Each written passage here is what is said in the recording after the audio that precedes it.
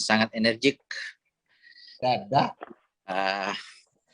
dan sangat energik, peneliti handal, dan yang tentu saja sangat cerdas. Mantap. Saya tidak mengerti kalau membincang berbagai hal, topik-topik lain. Saya begitu lancar komentar. Tapi malam ini saya diajak berbincang tentang klakson. Saya kurang lancar ini. Karena, apa ya? Klakson ini sebenarnya di awal waktu teman-teman membicarakan ini, saya bilang ini buku tidak layak ini di beda ini. Tidak ada apa-apanya ini di pasar buku, apalagi di dunia digitalisasi begini. Karena klakson itu sesuatu yang tak terduga sebenarnya, yang mungkin orang menganggap apa ya, di luar dugaan. Saya sendiri juga kadang menganggapnya di luar dugaan. Ketika melahirkan naskah-naskah begini, saya sendiri kadang menganggap, misalnya saya menyiapkan naskah, saya sudah rancang ini, tetapi tiba-tiba berubah gitu. Jadi klakson itu dipenuhi sesuatu hal-hal yang sebenarnya tidak pernah terduga sebelumnya. Baik mungkin juga oleh publik maupun juga untuk bagi saya sendiri. Satu hal yang penting, menurut saya penting, kenapa saya berklakson ini, sebenarnya adalah soal pesan. Jadi di klakson itu sebenarnya intinya adalah pesan. Intinya adalah refleksi. Saya hanya ingin mengajak publik melalui klakson itu untuk memikirkan kembali berbagai hal yang sangat esensial dalam kehidupan ini. Memikirkan apa itu amanah misalnya. Memikirkan apa itu esensi kemanusiaan misalnya. Memikirkan apa itu politik sebenarnya. Memikirkan apa itu sosial sebenarnya. Apa itu ekonomi sebenarnya. Apa itu keadilan sebenarnya. Itu yang ingin saya mau ajak orang memikirkan itu dalam bentuk metafora dan pergambaran yang lain. Itu. Jadi kalau soal perencanaan ininya, dia klakson ini tidak direncanakan seperti dia sesuatu yang tak terduga, tetapi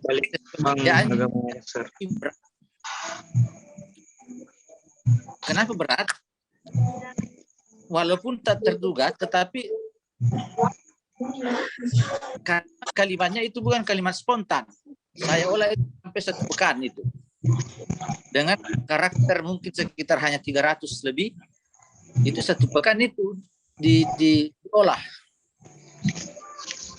2 hari, 3 hari explore. Idenya apa? Baru diolah. Lama prosesnya. Walaupun inilah yang sering saya sebut, menulis begini gampang-gampang susah bagi saya, pengalaman pribadi saya, gampang-gampang susah. Nah, klakson makanya makanya mungkin karena kadang dimulai dari spontanitas, tetapi dikerjakan bukan dengan metode spontanitas. Mungkin karena itulah membuat klakson ini ya alhamdulillah sudah berapa tahun nih. Saya mulai menulis tahun 2012 barangkali, penghujung akhir 2012. Jadi 2020 sudah hampir 8 tahun.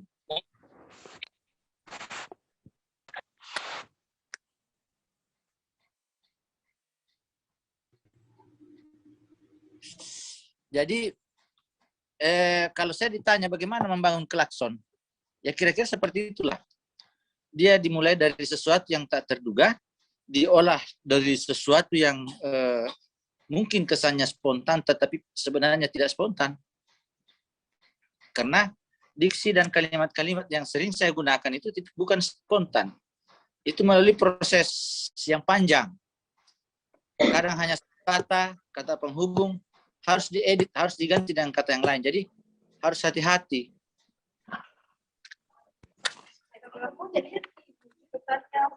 Itulah kira-kira cerita kecil tentang bagaimana memulai klakson ini. Bagaimana membangun klakson dari minggu ke minggu. Saya juga kadang saya tidak terjebak pada isu mainstream. Kadang saya ambil isu universal. Misalnya, kadang juga saya mengikuti irama isu mainstream di media. Misalnya ketika bom di katedral, saya menulis tentang bom. Ketika hari santri, saya menulis tentang santri. Kadang begitu. Kadang juga tidak. Jadi tergantung keadaan. Karena saya harus menulis dengan isu, meninggalkan isu mainstream, tetapi lebih pada yang universal. Nah, itu saya angkat kayak gitu. Nah, tetapi memang kalau awalnya kan ini namanya klakson, ini bukan klakson, kolomnya ini perspektif. Ceritanya begini, kenapa berubah jadi klakson? Waktu itu saya menulis tentang klakson. Idenya klakson ini ide lorong. Kebetulan saya di lorong saya padat. Jadi orang-orang lewat itu klakson. Klakson. Lalu suatu hari di grup BBM, menjelang pilkada wali kota, Kak Uceng Hussein Abdullah, saya ada di grup itu, ngomong, lagi diwacanakan. Dia maju jadi calon wali kota waktu itu. Jadi saya japri beliau. Saya bilang, Kak, apa betul kita mau jadi wali kota? Dia bilang, tidak. Saya bilang, itu di grup, didiskusikan. Dia bilang, itu hanya klakson-klakson. Nah, dari dua peristiwa ini, di hari yang sama, saya WA dia,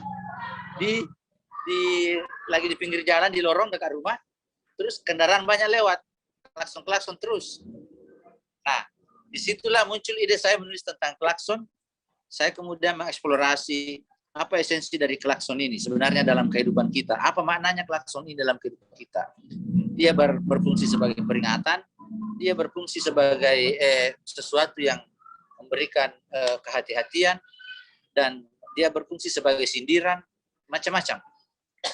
Dari situlah saya menulis tentang klakson. Jadi ada judulnya klakson. Nah, pas di Tribun ubah kemudian kemudian melakukan penertiban dalam tanda kutip untuk kolom-kolom setiap hari itu. Nah, kolom saya diganti namanya jadi klakson, bukan lagi perspektif, jadi klakson. Kira-kira begitu. Saya ke moderator kembali. Terima kasih. Ya, jadi terima kasih Kak, itu tadi saya kira gambaran dari penulis klakson.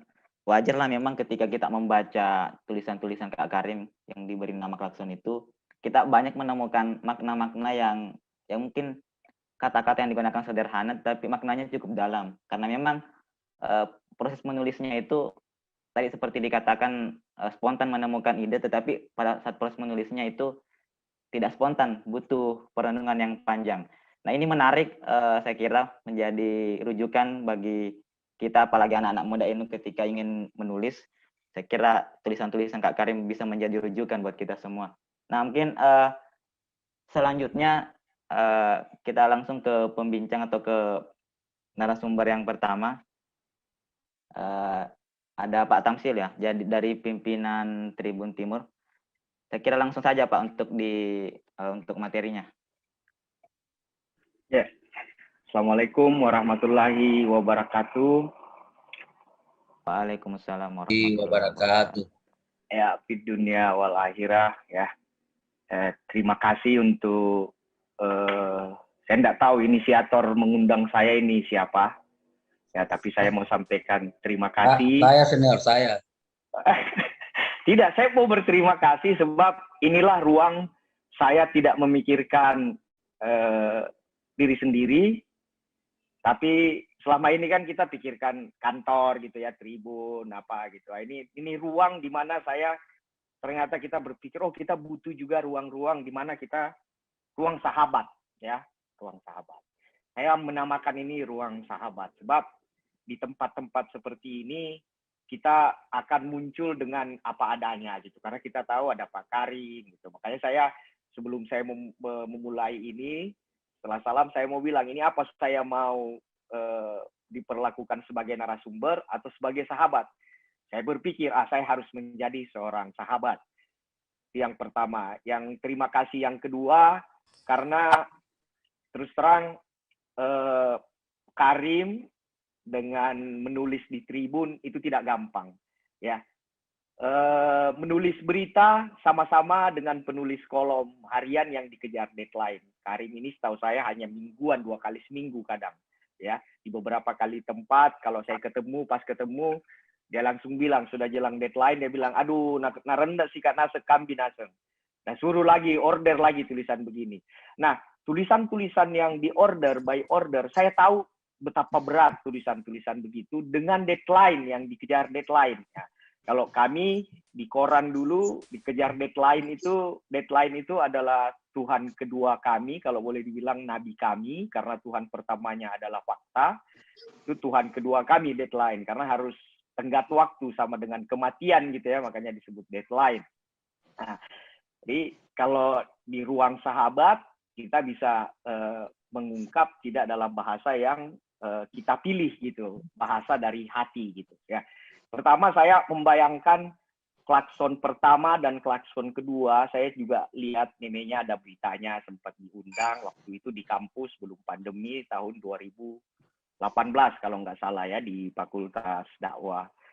Saat itu saya sudah ingin mengungkapkan, tapi saya nggak enak saya mengungkapkan sama Pak Karim. Saya hanya bilang ke segelintir orang di newsroom, saya bilang, dibandingkan tulisan pertamanya Karim dan tulisan kedua, kalau saya sebagai seorang editor, saat tulisan pertamanya itu, saya ngeh membacanya. Kalau saya jadi editor, saya lempar tulisan itu. Kenapa? Ibarat kalau sekarang saya bilang tulisan itu kalimatnya panjang-panjang, ya, nyaris tidak ada titik, yang ada koma pun jarang dia berikan. Apa maknanya teman-teman? Kalau dia tidak ada titik, klakson itu kalau klaksonnya panjang, gitu ya, klakson mobil kita tindih lama-lama, pasti orang marah gitu.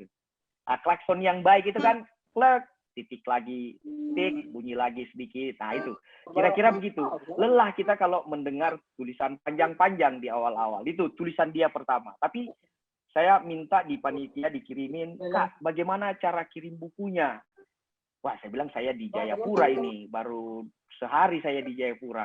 Coba kirim saja fotonya, daftar isinya, terus kirim tulisannya, ya. Kirim contoh tulisan, foto saja, tidak usah kau kirim bukunya.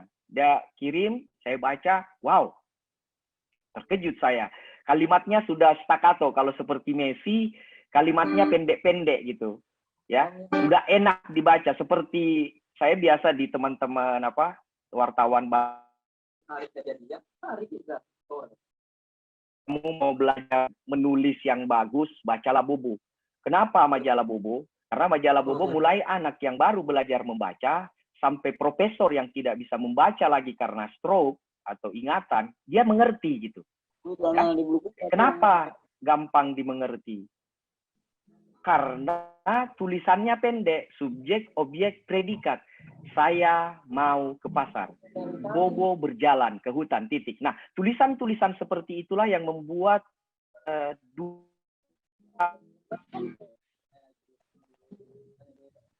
saya memanggil Karim itu Bung. Bung Karim ini sudah mulai enak dibaca gitu, mulai dimengerti.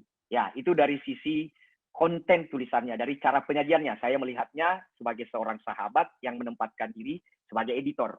Tapi kalau mau mengulas buku seperti ini, dengan pilihan tema yang sama dengan Doraemon, apa lu minta gua ada gitu ya, palu gada, wah ini berat ini, karena wilayah Bung Karim ini luas sekali, sosial, politik, agama, seni, budaya, banyak ini. Ruang yang begitu, kalau bahasa kita, ruang-ruang yang dimiliki orang-orang yang memilih kemuliaan. Gitu. Ya, dia bukan seorang dosen, dia bukan seorang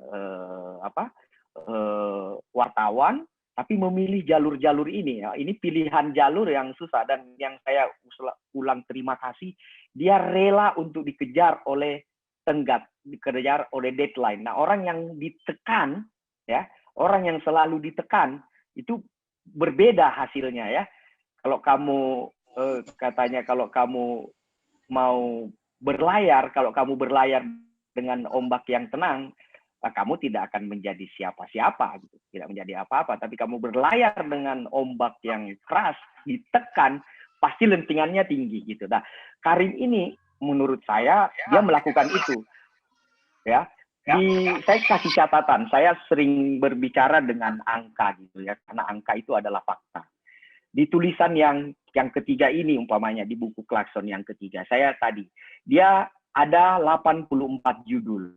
Ya, ada 84 judul totalnya. Saya coba hitung tadi pakai bahasa yang sehari-hari saya lakukan ketika mengelola koran dulu untuk membuat data gitu, mengolah data menjadi grafis. Di situ terulang 5 kali kata demokrasi. Terus 5 kali kata politik.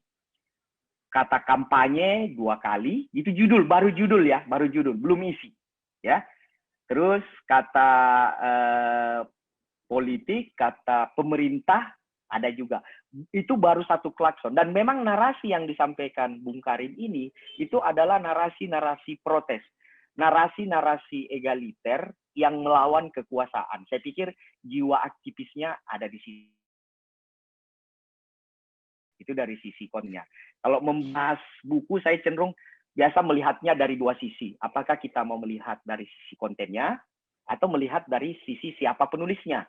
Sama seperti saya bertanya kepada orang biasa atau orang kalau orang ketemu di bioskop, Anda kalau menonton pilih temanya, memilih sutradaranya, atau memilih pemainnya gitu. Saya cenderung suka memilih pemainnya.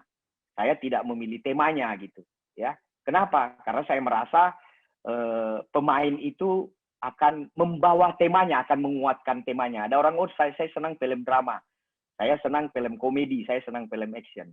Tapi saya kalau aktornya katakanlah Sandra Bullock, John Smith umpamanya, atau saya akan nonton.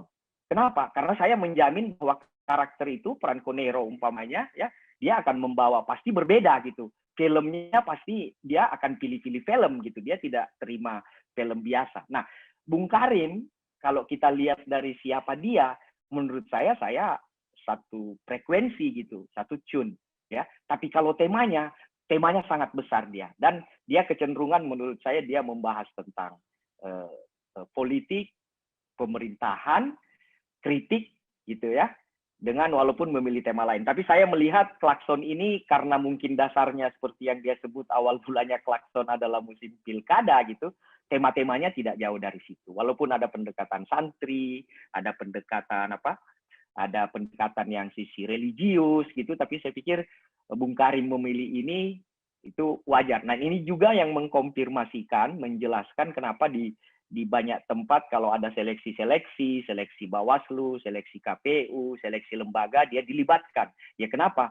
Ya karena dia dianggap bisa menyuarakan suara-suara yang memposisikan diri sebagai netral gitu. Itu memposisikan diri menjadi orang yang netral dalam sebuah tulisan, tidak menjudge, tidak menjadi hakim, itu susah gitu.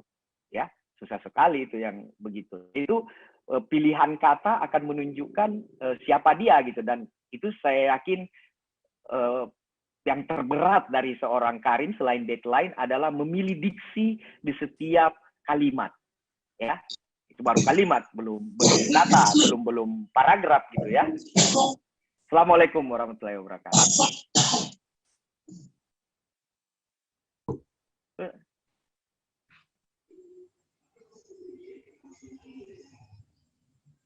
Ya. Jadi saya kira itu tadi. Caranya Pak Tamsil mengakhiri juga kayak Klakson, Pak, bikin kaget. Iya. Ya, jadi saya kira itu tadi penyampaian dari pembincang pertama kita tentang Klakson. Saya kira menarik sekali apa yang disampaikan terkait bagaimana Kak Karim, kemudian bagaimana tulisan-tulisannya di Klakson itu.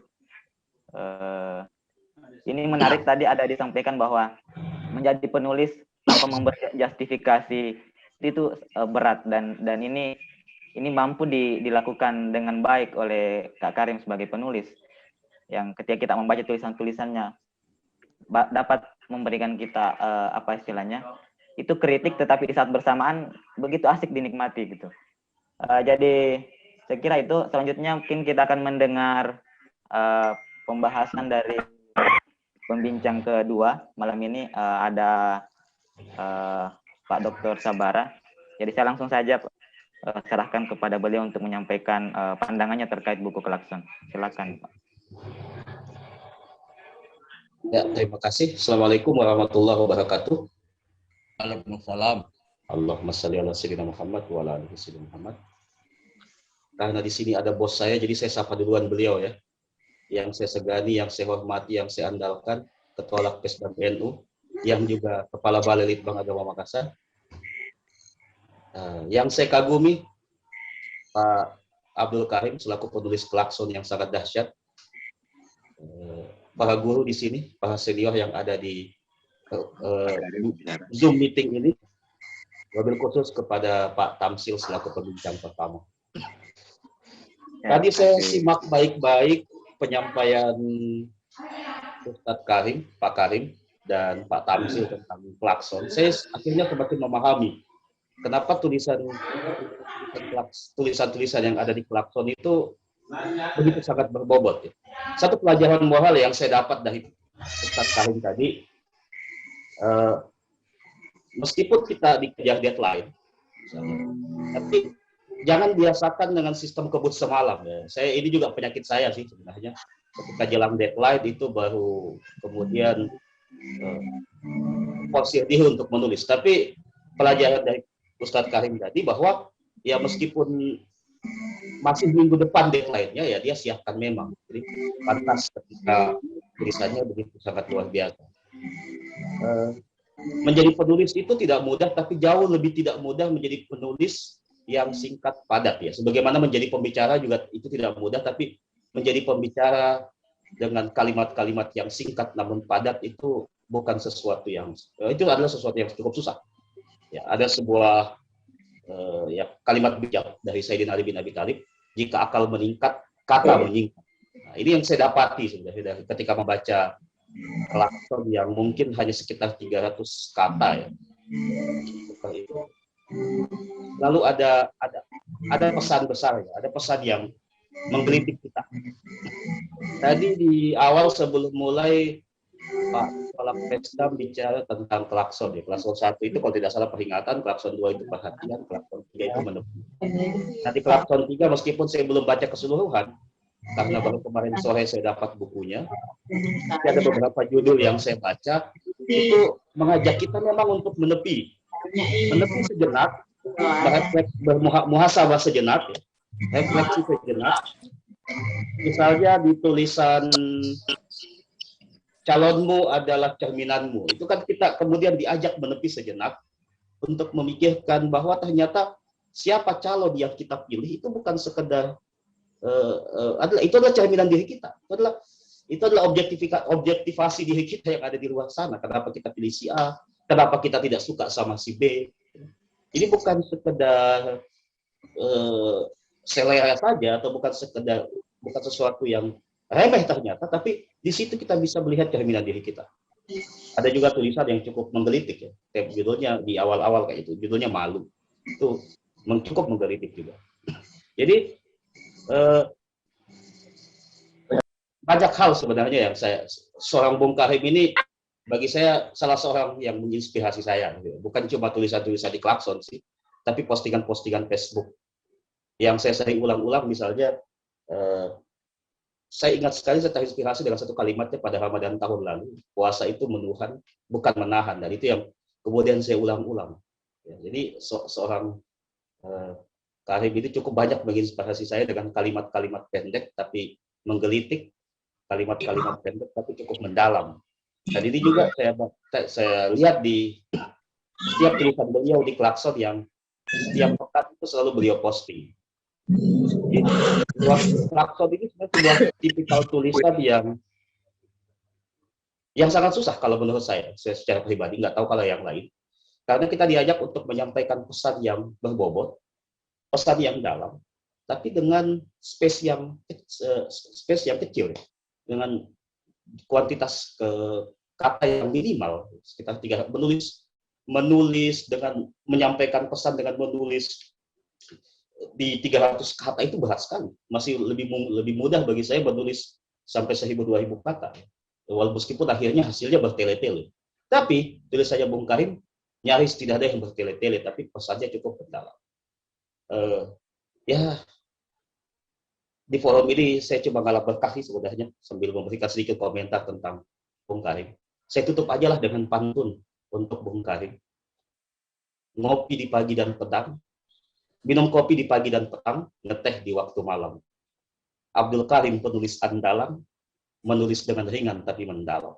Wadah, dahsyat. Minum kopi di pinggir kota, penganannya kue pukis. Abdul Karim andalan kita, mengajak kita reflektif dan kritis. Assalamualaikum warahmatullahi wabarakatuh. Waalaikumsalam warahmatullahi wabarakatuh. Ya, jadi saya kira ini penutup yang sangat menarik, ditutup dengan pantun, dan ini sekaligus menegaskan bahwa Kak Karim memang ini pada dasarnya memiliki banyak fans ya. Kita melihat hampir. Saya salah satu fans fanatiknya. Hampir nyaris dua pembincang tadi itu pada dasarnya tidak membahas begitu banyak tentang isi buku, tetapi lebih banyak memberikan pujian, saya kira. Jadi mungkin selanjutnya saya membuka sesi diskusi. Kalau mungkin ada peserta bincang buku malam ini ada yang ingin berdiskusi dengan Kak Karim, mungkin secara langsung ya. Juga. Iya Kak? Ya, lanjut.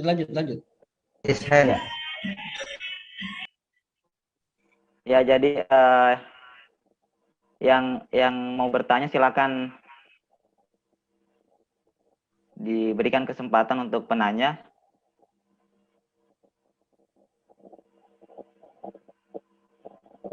Ya, jadi silakan raise hand untuk yang bertanya. Yang mau bertanya nanti akan dilihat atau akan dilihat sama host dan juga moderator ya.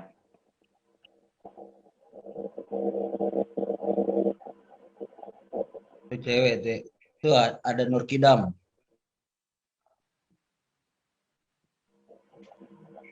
Ya. Ya, jadi silakan penanya pertama, mungkin ada Pak Muhammad Latif, diberikan kesempatan Kak. Pak Andi Nur Kidam duluan. Oh iya Kak, saya bisa di raise hand supaya gampang di spotlight. Tadi sudah resign. Ayo. Oh ya, jadi ya silakan tadi yang pertama. Assalamualaikum warahmatullahi wabarakatuh. Waalaikumsalam warahmatullahi wabarakatuh. Waalaikumsalam warahmatullahi wabarakatuh. Terima kasih sudah sempat saya bergabung. Menarik ini diskusi buku dari Pak Karim. Dan walaupun saya tidak mempunyai bukunya, tapi setelah mendengar tadi dua pembicara. Pembicara pertama saya tidak full karena agak lambat saya masuk, tapi pembicara terakhir mengajak kita kritis. Cuma saya mau tanya ini Pak Karim ini, ada klakson 1, klakson 2, kan klakson 3 itu. Kira-kira apa yang melatar belakangi itu judul buku ini menjadi klakson itu kan? Kalau klakson itu identik dengan salah satu yang ada di kendaraan bermotor misalnya itu. Mungkin ada filosofinya begitu Pak Karim. Itu saja, kalau dilihat dari judul itu ada filosofi. Sekaligus mungkin adalah sebuah klakson itu adalah sebuah kritik untuk, saya tidak tahu apakah mengingatkan atau bagaimana itu.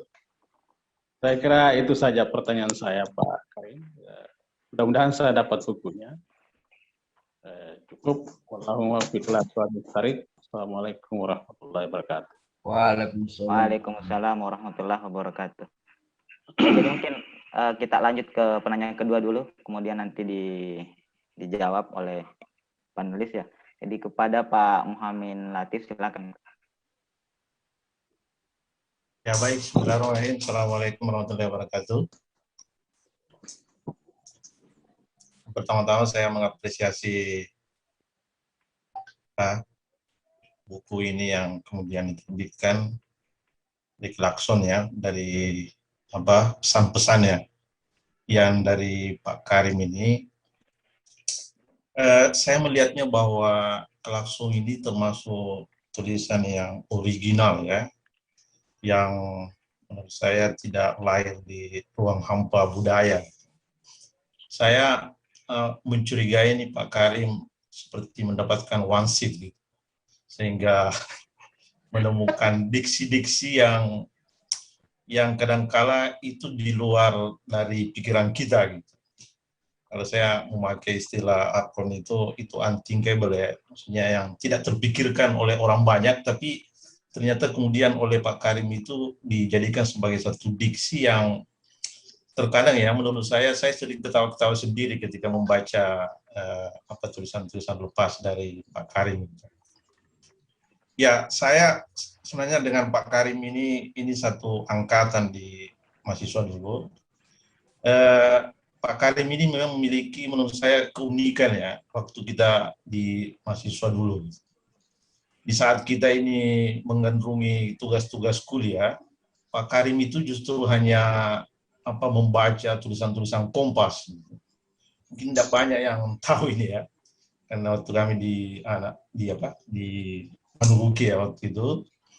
Nah, menurut saya ini adalah proses metamorfosa dari Pak Karim dalam melahirkan sebuah tulisan yang sifatnya reflektif gitu, tapi kemudian menurut saya ini adalah kritik sosial gitu. Buktinya misalnya tema-tema yang kemudian diangkat dalam tulisannya itu terkait demokrasi, bahkan menurut saya terkadang yang sesuatu yang simpel itu kemudian menjadi satu yang bermakna. Tapi ini bukan tentang kebermanaan ya, kebermanaan hidup gitu. ya seperti kalau dia misalnya menulis kentut gitu, itu kan soal yang biasa dalam konteks kita gitu. Tapi itu kemudian diramu menjadi sebuah kritik sosial masyarakat yang selama ini ya tidak terpikirkan ya oleh masyarakat umum, tapi dengan diksi yang kemudian dipilihnya itu menjadi ini. Jadi ini barangkali menjadi pertanyaan saya juga kepada Pak Karim, apakah ini ada proses spiritualitas ya sehingga melahirkan diksi-diksi yang seperti ini, atau ibaratnya seperti itu landed gitu, ada pesan-pesan yang tiba-tiba datang gitu, dan itu menurut saya ada proses spiritual gitu, atau misalnya transhistoris ya yang kira-kira tidak bisa juga tidak semua orang bisa melakukan gitu. Nah, itu saja mungkin dari saya. Ini sifatnya personal tapi mungkin bisa diungkap di forum yang mulia ini. Terima kasih, Madam. Ya, jadi itu tadi pertanyaan kedua. Ya, saya lihat ada lagi satu orang yang ingin bertanya. Oke, langsung saja ke Pak Budiman ya untuk bertanya. Pak Budi, kameranya Pak Budiman. Mana orangnya Pak Budiman? Ini Pak Budiman temannya Pak Tamsil. Nggak ada kayaknya. Ya, atau mungkin Ada yang di kolom chat juga, moderator. Baik. Ada juga beberapa di room chat itu yang pertanyaan juga. Oh ya, jadi ada di room chat juga yang dari Pak Badaun ya. Oh ya, ini Pak Budiman Sulaiman sudah ada, mungkin mau bertanya Pak. Budi. Assalamualaikum warahmatullahi wabarakatuh. Saya sebetulnya tidak mau bertanya ini.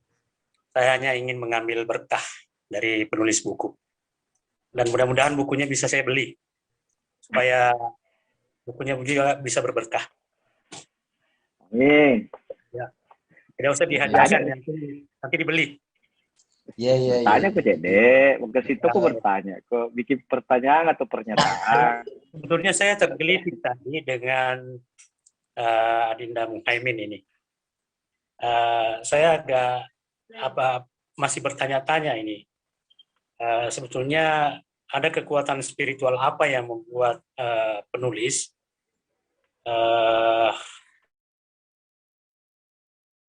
tetapi bisa membuat kita merenung, kemudian walaupun sepele, ya, seringkali ada istilah-istilah yang baru kita dengar. Nah, jangan sampai misalnya ini diperoleh dari itu. Nah, kalau saya hubungkan dengan namanya beliau ini, memang kayaknya Abdul itu kan gelar tertinggi dari seorang hamba itu. Abdul. Kemudian berpadu dengan Karim. Nah, Karim itu kan dalam bahasa Al-Quran ya apa ya? Nah, dia bisa membuat dia rindang, membuat orang kalau di pohon itu ya dia bisa sejuk untuk transit dan istirahat gitu. Karim itu ya mungkin ada hubungannya dengan ini. Kemudian yang kedua, Pak Karim ini kan alumni pondok kalau tidak salah. Nah, jangan sampai misalnya ketika hendak menulis itu ada amalan-amalan tertentu yang apalagi tadi disampaikan Pak Tamsil bahwa ini kan luar biasa tekanannya karena ada deadline. Saya pernah juga mencoba untuk menulis di Fajar dulu, itu butuh waktu yang lama untuk menyelesaikan satu artikel yang walaupun singkat tetapi butuh waktu lama. Nah, ini mungkin ada trik-trik dan mungkin ada pengalaman pribadi. Dan mohon maaf ya, mudah-mudahan bisa di-share di kita agar bisa kita terinspirasi dengan Pak Karim ini dengan buku-bukunya. Saya sangat salut kalau Pak Muhaimin tadi seangkatan, ini adik angkatan saya tetapi luar biasa. Saya sebetulnya mau tidak terbiasa memuji orang di depannya, apalagi Al-Quran mengatakan itu. Alhamdulillahirobbilalamin, itu Tuhan saja tidak bisa dipuji dalam bentuk secara langsung. Ini kan pelajaran, tetapi malam ini saya agak menyimpang dari ayat itu. Saya harus menyampaikan itu karena dari dulu selalu saya ingin menyampaikan secara terbuka, tetapi tidak ada waktu dan tidak ada kesempatan untuk itu. Dan malam ini saya kira kesempatan itu saya mesti harus menyampaikan. Dan mohon maaf ya karena langsung menyampaikan pujian-pujian itu. Tetapi intinya kita mudah-mudahan nanti Pak Karim bisa terbuka untuk menyampaikan hal-hal yang sifatnya pribadi. Kalau dalam bahasanya tadi Pak Muhaimin itu adalah jangan-jangan ada wangsit gitu. Saya hubungkan dengan namanya Abdul Karim. Demikian, wassalamualaikum warahmatullahi wabarakatuh. Waalaikumsalam warahmatullahi wabarakatuh. Saya tambahkan sedikit ini. Waalaikumsalam warahmatullahi wabarakatuh. Saya tambahkan sedikit ini Selamat Budi datang, ya. yang mulia. Ya, Budiman ini adalah teman pesantren saya dulu di Mantika ya, dari Karim. Dia harus orang baik, ciri-ciri orang baik itu Budi ini tidak bisa jadi penulis yang baik. Kenapa? Dia harus dipancing dulu baru menulis gitu. Seperti tadi ya, harus dipancing dulu baru mau bicara. Ini biasanya penulis itu harus ada inisiatif. Saya tidak mau jawab ya. Tapi yang saya ingin tambahkan itu adalah Abdul Karim ya. Setahu saya ya memang saya bulan puasa kemarin coba ingin merasakan seperti yang dirasakan Karim, tapi saya menulis di Facebook saja, dimuat di Tribun dengan saya harus kirim gitu. Dan itu sangat berat. Saya rasakan bahwa di deadline berita mungkin biasa gitu ya. Kenapa? Karena saya sudah terbiasa 25 tahun jadi wartawan, menuliskan fakta, lalu menulis itu. Tapi merasakan menulis artikel, apalagi saya memilih saat itu mujam ya. Jadi setiap saya memilih jumlah kata ini, dasar katanya apa, dia dari apa gitu. itu susah sekali, sangat susah. Makanya saya bilang saya berterima kasih kepada seorang Bung Karim yang mau menuliskan ini di Tribun Timur. Saya ingat ini zaman-zamannya siapa? Almarhum Pak astagfirullahaladzim, kenapa saya bilang? Kejaratan. Betul, Pak budayawan kita dari Unhas, ya. Ishak Ngejaratan, ya. Ketika saya masih di Pajar dulu, dia masih membawa disket, bahkan sebelumnya saya masih ketik ulang waktu menjadi reporter 97 di Harian Pajar, saya ketik ulang gitu. Dan dia mengetik ulang itu, di situ kita belajar bagaimana orang memilih diksi. Seperti juga ada penulis dari Pak Watrumi dulu sering saya tuliskan. Nah, yang banyak pelajaran dari sana adalah bagaimana belajar menulis dengan gaya staccato. Jadi seperti kata tanpa yang, ya. Biarlah katanya kata yangmu itu kau simpan untuk orang yang kau sayangi, jangan kasih masuk di tulisan karena yang itu tidak ada gunanya. Dia yang tersayang, dia tersayang, kayak gitu. Nah, ini gaya-gaya staccato seperti ini baru saya temukan di masa-masa pandemi ini. Sebelumnya di awal, terus terang kalau saya bilang di awal tadi, kalau saya jadi editor dan menemukan tulisan Karim saat itu, inilah tulisan pertama yang akan saya tinggalkan. Kenapa? Tulisan ini akan menyebabkan kita menurunkan imun dan pernapasan, ya. Karena tidak ada titiknya. Kita bayangkan tuh, tulisan yang tidak punya titik, kita panjang, saya biasa bilang ini, yang kamu tulis ini, dia yang menulis sendiri tidak mengerti barangkali apa yang dia mau katakan. Nah, tentang itu. Nah, Karim saya menemukan itu di Klakson 3. Saya mau mengatakan bahwa mutu tulisan dia di masa pandemi ini, sebagai seorang editor gitu ya, sebagai seorang editor, saya tidak perlu tersiksa lagi. Dia sudah memberi saya jaminan bahwa kalau Karim yang menulis, saya tidak perlu membaca ulang lagi gitu, ya. Dan yang paling mulia dari dia menurut saya adalah tifo, ya. Dia nyaris sekali menurut saya, yang ngedit ini biasanya Ustaz Kambi, ada editornya di kantor, tiponya jarang gitu. Dan menulis tanpa tipe itu sesuatu juga gitu, sesuatu amalan yang memang menurut saya harus potong ayam itu Pak Budi, baru bisa potong ayam warna hitam, dibawa di kuburan, baru dibaca-bacai. Kalau tidak dibaca-bacai tidak bisa seperti itu, kalau ada, ya. Nah, terus yang kedua yang saya ingin tambahkan dari Pak Budi, ini tentang Abdul Karim, ya, Abdul Karim. Ada orang, jadi kalau kita mau tahu orang sukses di dunia ini, ya, di dunia saat ini, kita cukup baca Fortune, majalah Fortune. Di situ akan setiap tahun dirilis daftar orang-orang kaya di dunia, ya. Kalau mau tahu orang-orang yang pintar dan bermanfaat untuk publik, kita hanya lihat tulisannya di tulisan yang dikasih award di dalam dunia. Bung Karim ini orang seperti namanya, dia memilih yang mulia gitu. Dia tidak memilih orang menjadi orang kaya. Dia tidak memilih untuk kemuliaan yang dia pilih adalah bukan untuk menjadi orang kaya. Dia mencari uang, tidak. Saya kenal istrinya. 2 minggu lalu saya masih bercanda dengan istrinya. Kebetulan ada acara pengantin. Saya bilang, bercanda istri saya kalau sudah ada Bu Ati Rahma, saya bilang saya tidak mau ketemu Karim lagi gitu. Ya kenapa? Istrinya ini dia betul-betul Karim, saya biasa, maaf Pak Karim, saya ungkap, istri saya beberapa kali sering chat sama dia, ya, maaf saya minta izin gitu.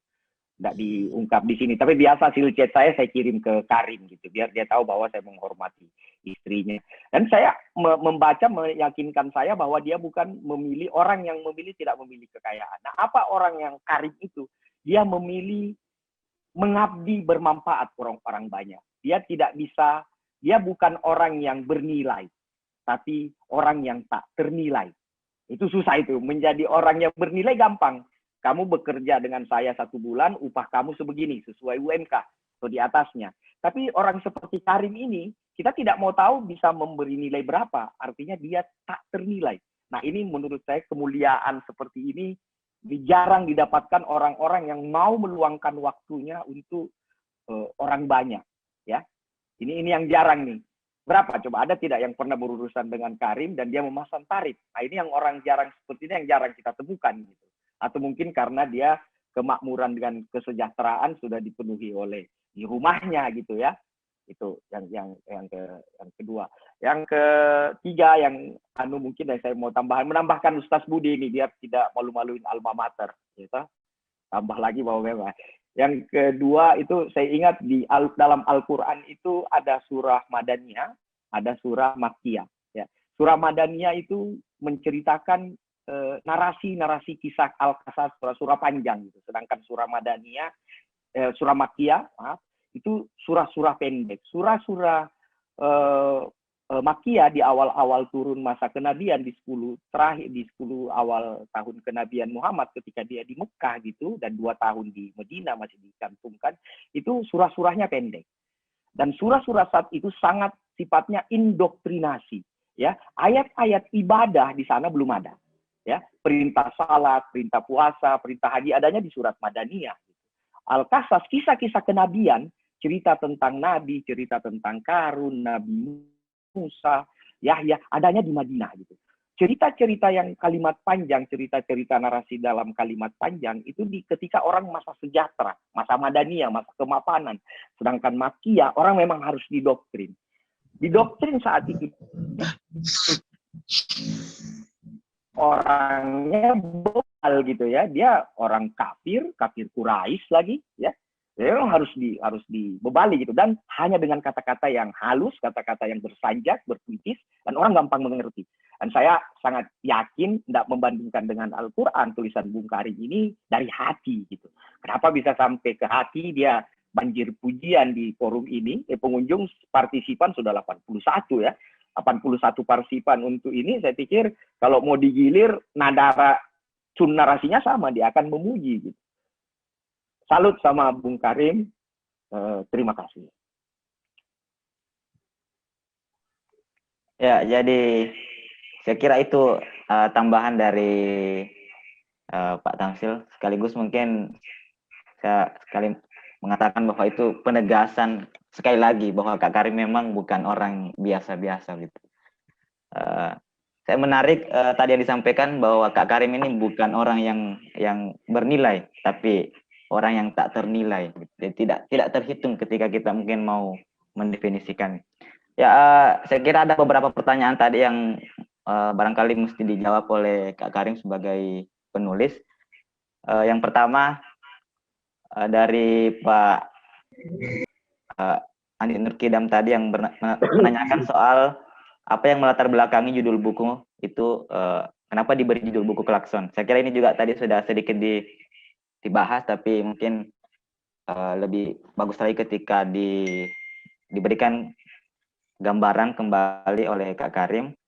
Kemudian selanjutnya pertanyaan dari Pak Muhaimin Latif tadi, itu nyambung dengan apa yang disampaikan oleh Pak Budiman, soal apakah ada proses spiritualitas yang dalam mendapatkan diksi-diksi yang menarik gitu.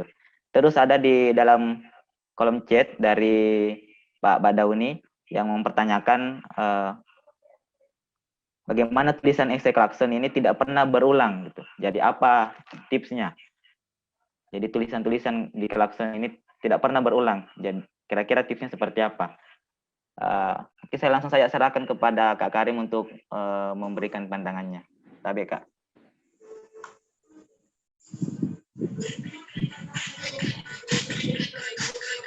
Terima kasih atas apresiasi yang masuk di diskusi kita pada malam hari ini. Pertama saya jawab dari Pak Andi Nurkidam. Tadi saya sampaikan bahwa Klakson ini awalnya ini judul kolom, nama kolom di Tribun Timur. Awalnya dia adalah waktu itu begini kisahnya. Dulu Tribun Timur belum punya kolom. Tahun 2012 ke bawah itu belum punya kolom. Lalu tetapi ada disiapkan satu space Citizen Report. Satu-satunya koran yang memulai tradisi Citizen Report di Sulawesi Selatan ini waktu itu adalah Tribun Timur. Tetapi ada hari-hari tertentu, itu tiap hari. Tetapi ada hari-hari tertentu Citizen Report ini isinya panjang-panjang sedikit dibanding yang lain. Nah, waktu itu saya ditawari sama redaktur waktu itu Pak Kambi, ditawari nulis Citizen Report dulu, Citizen Report di edisi spesial itu. saya bilang berapa kali saya menulis. Dia tes saya waktu itu, mungkin dia main-main, tapi saya tanggapi serius. Dia bilang kalau bisa tiap hari. Jadi saya kirim waktu itu tulisan selama 7 hari, tiap hari. Nah, di situ dia kaget. Wih, bisa kau kirim tulisan tiap hari begini? Saya bilang, itu buktinya bisa. Nah, akhirnya diubahlah itu kolom Space Citizen Report menjadi kolom perspektif namanya. Waktu itu sudah banyak beberapa orang mengisi. Waktu itu masuk perspektif. Nah, lama-kelamaan beberapa bulan kemudian saya menulis judulnya Klakson, Pak. Memang judulnya Klakson. Inspirasi saya adalah 2 peristiwa. Satu itu diskusi di grup BBM waktu itu, BlackBerry Messenger, tentang beberapa orang di dalam itu, tentang rencananya, wacananya di situ, Pak asisten pribadinya Pak JK, Kak Hussein Abdullah, diwacanakan mau maju jadi wali kota. Lalu saya japri beliau. Saya bilang, betul kita mau maju jadi wali kota? Dia bilang, itu hanya klakson-klakson saja. Nah, saya kemudian merenungi ini, kalimat ini, kata ini. Lalu kemudian kebetulan saya berdiri di dekat rumah, banyak kendaraan lewat, di lorong bunyi-bunyi klakson. Nah, dari situlah saya bangun ini naskah tentang klakson di edisi pertama itu. Lalu itulah saya jadikan sebagai judul kumpulan esai kolom di Tribun Timur ini. Itu kisahnya kenapa sampai namanya buku ini Klakson. Tetapi secara filosofis saya mau mengatakan klakson ini seperti kita tahu sifatnya kayak apa gitu. Satu, dia mungkin peringatan pada orang. Mungkin juga adalah sapaan. Mungkin juga adalah seperti yang dibilang Pak Tamsi, spontanitas. Gitu. Mungkin juga adalah sebagai sebuah bentuk apa supaya orang melirik gitu. Ini klakson. Jadi itu filosofinya. Makanya bisa juga berarti amarah. Gitu. Klakson juga bisa sebagai tanda sebuah amarah. Bisa juga sebagai tanda sebuah sapaan itu. Kira-kira gitu, tergantung kontennya lah. Tetapi intinya saya mau mengatakan, Pak, klakson ini mengajak kita untuk mencermati mencermati diri kita dan segala peri kehidupan kita dengan berbagai macam ragam-ragamnya. Di politik, saya mengajak orang melihat politik seperti yang disampaikan seperti yang disampaikan oleh Pak siapa namanya? Pak Dr. Sabara tadi. Bagaimana saya mengajak orang bahwa calon Anda sebenarnya itu adalah representasi Anda gitu dalam setiap pemilihan. Saya pernah mengutip ungkapan di situ bahwa barang siapa yang mengenal Tuhannya, yang mengenal dirinya, maka dia akan mengenal Tuhannya. Itu peribahasa itu saya kutip, saya balik. Barang siapa yang mengenal kandidatnya, maka yakin saja bahwa dia tidak akan mengenal dirinya. Karena kita lihat fans politisi kita ini setiap ada pemilihan, orang lebih kenal kandidatnya dibanding dirinya sendiri. Gitu. Nah, bagaimana memaknai itu? Ya saya maknai dari perilaku hari-hari orang. Ada tukang batu lebih mengenal si kandidat kosong ini, dibanding mengenal dirinya sebagai tukang batu yang sebagai kepala rumah tangga, habis waktunya hanya untuk kesana kemari pasang baliho.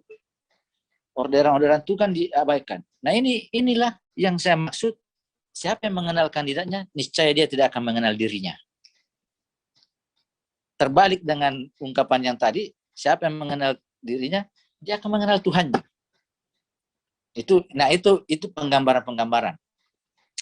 Nah, intinya klakson adalah mau mengajak pembaca, mari kita merenungi sama-sama esensi kita dengan segala perangkat kehidupan yang mewarnai proses-proses kita. Entah itu proses sosial, entah itu proses politik, proses ekonomi, proses kebudayaan, dan lain-lain. Makanya klakson ini tidak berputar pada satu topik semata-mata. Banyak hal yang diangkat itu berdasarkan proses-proses yang kadang yang saya alami sendiri, yang saya maknai sendiri, melalui penafsiran saya sendiri, melalui pemaknaan saya sendiri. Makanya klakson ini sebenarnya adalah sangat subjektif. Sangat subjektif. Kentut yang saya tulis itu judulnya kentut, itu adalah sebuah subjektivitas. Sebuah subjektivitas. Kenapa? Makanya kita senang dengan kentut kita sendiri, baik dari bunyinya maupun dari baunya. Tetapi orang membenci itu. Itu loh. Orang tidak senang. Nah, inilah pesan-pesan yang ada di balik kentut itu, bahwa kentut itu adalah sebuah subjektivitas. Dan untuk hidup damai, jangan selalu mengandalkan subjektivitas. Kira-kira begitu. Yang kedua, saya ke Pak Muhaimin. Wah, ini dengan Pak Muhaimin, dengan Pak Dr. Muhaimin, dengan Pak Dr. Budiman, ini sama ini pertanyaannya ini. Apakah ada proses spiritualitas menyertai pilihan-pilihan judul, diksi, dan bangunan-bangunan di klakson ini? Ini yang selalu saya hindari ketika diajak bicara soal bagaimana melahirkan naskah-naskah klakson begini. Saya mau cerita sejenak. Dulu beberapa tahun saya di tahun berapa ya itu klakson itu di Tribun itu, saya juga ditawari di Fajar untuk mengisi kolom esai. Jadi waktu itu kalau klakson 1 kali 1 minggu, kalau Fajar itu 1 kali 3 minggu. Tetapi naskahnya panjang, 2 kali lipat dari klakson. Saya ikuti itu sampai 6 bulan, saya layani. Tapi saya di awal-awal saya menulis tentang mimbar. Begitu terbit mimbar, saya ditelepon sama redaktur. Katanya ada kepala sekolah SMA di Wajo itu minta nomor HP saya. Saya bilang, untuk apa? Bapak kasih? Nanti tidak. Jangan kasih. Untuk apa dia minta nomor HP saya? Katanya dia mau bertanya, bagaimana Anda membangun tulisan begini? Saya bilang, susah saya jelaskan itu. Karena saya menulis itu tidak melalui semata-mata melalui proses otodidak. Saya tidak menulis membangun tulisan itu berdasarkan teori-teori cara menulis dengan baik dan benar. Saya menulis, saya susah membahasakan ini. Nah, sama dengan ini pertanyaan ini dua orang ini, Pak Dr. Muhammad dan Pak Budiman. Saya tidak tahu apakah itu dikatakan proses spiritualitas. Yang jelas begini. Klakson ini, naskah-naskahnya ini, pertama-tama saya memulainya dari perenungan yang panjang. Termasuk dalam memilih judul. Memilih tema. Selalu saya revisi. Hari ini saya menemukan judul, besok belum tentu itu saya pakai. Saya melalui proses perenungan yang panjang. Nah, kalau naskah sudah jalan 1 paragraf, 2 paragraf, jadi kan dia terbit ini hari Rabu. Jadi hari Rabu itu, hari Kamis, hari setelah terbit hari Rabu, misalnya besok. Besok itu saya sudah mengeksplorasi ide. Apa yang harus saya tulis? Ya saya matilah kenyataan. 2 hal rumus saya dalam menulis itu 2 hal. 1, membaca teks. 2, membaca konteks. Membaca kenyataan dan membaca teks. Nah, itu kemudian saya explore. Jadi, 1 hari itu saya judul topik bahan apa yang harus saya angkat. Ide pokok.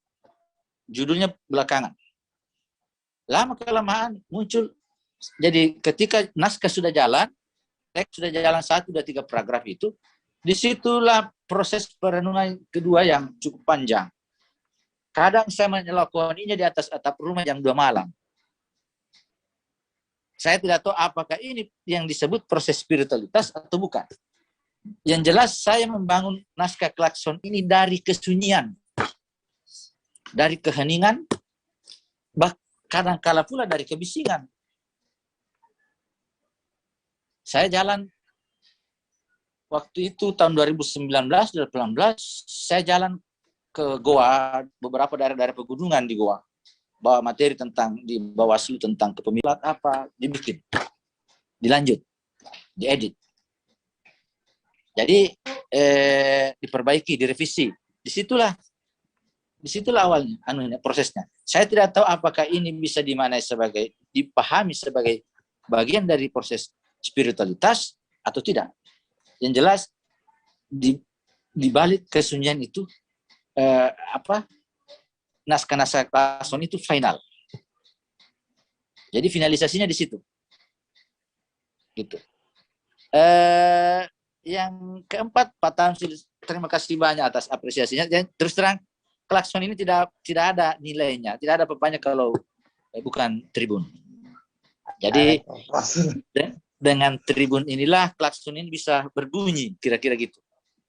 Kadang saya juga apa ya? Ya. Tapi ini soal apa? Nggak tahu juga. Jelas tidak bunyi klakson kalau tidak ada tribun. Karena tribun dulu itu kan gayanya begitu-begitu juga di awal-awal klakson ini. Terus ya itu yang saya mau sampaikan apresiasinya dari Pak Tamsil Tahir tadi, bahwa dengan begitulah intinya klakson ini tidak ada apa-apanya kalau bukan di tribun. Karena saya sering menulis ke beberapa media, saya tes dengan mengetik print out, tidak dimuat. Mungkin apa ya, di zaman modern begini, orang malas lagi mengetik ulang. Tapi saya kirim naskah ke tribun, saya tes print out, itu justru dimuat. Disitulah saya tandai bahwa barangkali ini serius ini, media ini. Makanya kesan saya ini saya tulis waktu ulang tahunnya tentang tribun waktu itu. Penanya keempat, Badauni, bagaimana tipsnya supaya bahannya tidak berulang? Wah, ini juga pertanyaan berat ini. Bagaimana supaya tidak berulang? Cerah. Cerah, pertanyaan yang mencerahkan tapi memberatkan. Begitu beratnya saya harus dulu. Merokok akhirnya. Nah, ekspresinya di situ. Nah, ini tips supaya tidak berulang. Bagaimana ya? Memang harus sering orang merenung, saya kira. Tipsnya saya kira adalah sering-seringlah Anda merenung dan sering-seringlah Anda memaknai sebuah peristiwa dan sebuah kejadian baik di dunia maya maupun di dunia nyata. Itu intinya itu. Inspirasi menulis saya itu dari dua situ. Di dunia nyata, di dunia maya melalui teks dan konteks. Jadi itulah yang harus di ini. Karena saya juga susah gitu. Susah apa ya? Dibisik gitu. Saya pernah dibisik teman. Coba menulis begini. Saya enggak bisa kalau diorder tulisan. Karena saya bilang saya bukan pengarang, saya penulis. Jadi enggak bisa saya kalau diorder, saya bilang. Justru tapi ada hikmah di balik itu. Justru dengan bisikan itulah saya bikin judul tulisan membisik. Kalau enggak salah di Klakson Scene, bisikan apa? Di situ saya tulis bahwa baik dan benarnya seorang pemimpin kita tergantung siapa pembisiknya. Gitu. Nah, itu yang Tapi intinya bahwa tulisan saya ini, saya tidak tahu apakah ini benar-benar bisa dianggap sebagai sebuah proses spiritualitas yang panjang yang tadi disampaikan Dr. Muhammad sama Dr. Budiman atau tidak. Tetapi intinya begitulah proses saya membangun Klakson ini melalui proses perenungan, melalui proses yang sepi, sunyi, walaupun kadang inspirasinya dari proses-proses keramaian. Kira-kira begitu Pak Moderator. Terima kasih. Saya ada screen sedikit ini. Saya mau tambahkan ini. Saya lagi semangat ini, Pak. Dia singgung tribun. Nah ini saya screen-nya sudah lihat ya? Iya Pak, sudah. Iya, tadi ini. Ya, saya tambah sedikit biar lebih berbobot ini forum ini, dan kalau ini pujian untuk Bung Karim, saya pikir nggak baik, betul kata Budi, nggak baik. Tuhan aja memulai pujiannya dengan alhamdulillah gitu ya. Kalau Nabi bilang jangan kau puji temanmu di depannya, karena itu kau sama memenggal lehernya katanya. Tapi kita pakai cara pujian lain. Ya, saya pakai dari perspektif saya jurnalis. Ya. Di jurnalis itu ada piramida terbalik. Itu bisa dalam bentuk berita, tapi saya memakainya dalam jenis berita. Ada yang mengenal dengan hard news, strike news. Siapa yang menulis strike news ini? Orang yang wartawan muda, ini undang-undang mengakuinya. Ya, usia wartawannya 2 sampai 5 tahun. Ya, hard news, strike news ini. Ya, tulisannya ini yang pakai dateline, ada yang Makassar Tribun, Papua Tribun, Kompas. Itu biasanya gitu. Jadi hard news langsung disampaikan 5W1H. Terus ada penulis media yang usia jurnalisnya itu, usia disertifikasi wartawannya itu 5 sampai 8 tahun. Itu wartawan media. Ini yang menulis soft news, news feature. 5W1H-nya disebar dalam bentuk tulisan. Nah, ada orang yang menulis di jenjang tertinggi seorang wartawan itu namanya news analysis. Dia penulis tajuk rencana. Nah, tulisan Bung Karim ini dia ada di kolom itu, di bawah tajuk rencana. Ya. Itu usia wartawan itu kita sebut kalau negara mengakui dia sebagai wartawan utama, usianya 8 sampai 12 tahun ke atas, ya. Nah, gaya penulisan Bung Karim ini ada di sini nih, news analysis, ya. Tapi karena kami berbasis fakta, dia berbasiskan sama sebenarnya, tapi dia tidak menggambarkan fakta secara jelas, dia di mana kejadian, siapa pelakunya secara gamblang, tidak. Itu. Nah, dia ada di sini ini. Dia ada di jenjang tertinggi seorang wartawan. Saya nggak balik anunya piramidanya ya. Piramida terbalik. Dia seharusnya penulis news analisis ini ada di atas gitu. Jadi semakin sedikit orang yang bisa menulis ini, strike news di bawah ada. Nah, gaya karakter penulisan ini itu kalau di ini biasanya memang yang sudah matang betul, matang di fakta, punya jaringan ya. Dia sudah punya akses jaringan di kepala dinas, di Kapolsek, sudah yang Kapolsek yang dia kenal sudah jadi jenderal umpamanya ya, sudah jadi Wakapolda atau jadi Kapolda gitu. Ini orang-orang yang syarat untuk menulis menjadi penulis tajuk rencana news analisis ini ada di sini, editor senior. Nah, biasanya kita di newsroom itu membaginya ada di sini. Nah, Bung Karim kalau seusia Tribun gitu ya, tulisannya mungkin 2015 kalau nggak salah Bang Karimnya, atau 2000, betul ya Bung Karimnya? Ya, sekitar itu artinya dia tidak 2012. cukup. 2012. Artinya kalau 2012 sekarang ya sudah, memang dia sudah sampai di jenjang utama gitu. Saya ungkap lagi, pernah suatu malam gitu, dia malam. Jadi kalau dia sering bawa tulisan sendiri atau dia kirim lewat BBM atau lewat ini. Saya iri juga karena dia tidak bisa melakukan itu secara rutin gitu. Kadang naik motor, saya kayaknya tuh, ada dia dipakai. Ketawa-ketawa dia. Pusing katanya kalau naik motor. Tapi ternyata kan dari situ dia bisa mendapat konteks tulisan. Kalau dia naik mobil mungkin dia bisa jadi tulisannya untuk orang atas gitu ya. Tapi karena dia naik motor, tulisannya bisa dibawa oleh orang yang naik motor, Gojek gitu, bukan Gokar gitu ya. Nah, dia datang, kayak mana itu, kayak tuh, atau dipakai kayak gini. Kayak ini boleh, dia tidak mau menunjukkan bahwa dia seorang yang punya sesuatu gitu, dia tidak ingin menunjukkan itu, dia menyembunyikan itu. Tapi saya pikir itu karakter yang tidak dibuat-buat gitu ya. Dan untuk mencapai level ini, seorang jurnalis wartawan utama umpamanya, ya dia harus banyak membaca.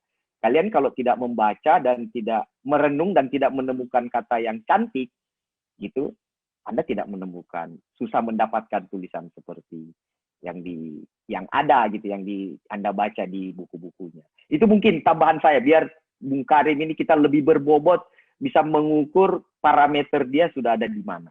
Itu, Assalamualaikum. Waalaikumsalam. Matikan screen-nya ya, saya matikan screen-nya ya.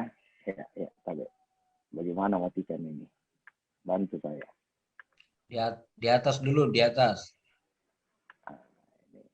Di bagian sudah mati ya? Ya. Oke. Lanjut ya. Ya, jadi saya kira itu sekali lagi tambahan dari Pak Tamsil terkait Pak Sabar tawa dulu. Bagaimana Kak Karim? Ya mungkin selanjutnya ada lagi dari pembincang kedua ya. Siapa tahu masih ada yang mau ditambahkan terkait buku Klakson atau mungkin berbicara tentang Kak Karim. Biasanya penulis itu susah menjawab ketika ditanya bagaimana bisa mengambil inspirasi dari kebisingan meskipun finalnya adalah kesenyapan. Misalnya ada pesan dari, kalau tidak salah, dari Sang Buddha, capaian akhir kita itu kan memecah rahasia kesenyapan meskipun kita tetap hidup dalam dunia yang bising. Nah, Pak Karim bisa mengambil inspirasi dari kebisingan dan menyelesaikannya, memfinisinya di kesenyapan. Ya, seperti jejak para nabi lah, meskipun Pak Karim saya yakin bukanlah nabi. Tapi seperti jejak para nabi, melakukan refleksi di realitas yang serba bising untuk dibawa dalam permenungan, dalam senyap berdua dengan Tuhan. Ya. Karena dia sebut selesai sholat. Ya, di sini sebuah proses spiritualisasi kalau menurut saya. Nah, itulah spiritualisasi seorang penulis yang Waalaikumsalam warahmatullahi wabarakatuh. Ya, jadi menarik ya. Saya kira hampir semua yang kita bicarakan malam ini banyak memberikan makna, banyak memberikan pelajaran ya, termasuk pantun-pantun yang disampaikan oleh pembincang kedua. Selanjutnya mungkin karena ya kita mungkin tidak ada lagi yang mau bertanya. Oh ya, masih ada satu. Jadi mungkin saya kasih kesempatan untuk satu orang lagi untuk berdiskusi. Ada Pak Ahmad Mujahid. Nanti setelah ini kita selesai. Jadi silakan Pak. Setelah Pak Mujahid saya juga bisa. Ya, Kak. Kasih nanti Pak Dekan juga, Zakir. Ya, Kak, ya. Terima kasih. Assalamualaikum warahmatullahi wabarakatuh. Waalaikumsalam warahmatullahi wabarakatuh. Assalamualaikum warahmatullahi wabarakatuh. Saya tadi kebetulan lihat di ini, maka saya ikuti dari awal ya. Dan ternyata banyak teman-teman termasuk yang sekarang lagi merokok nih.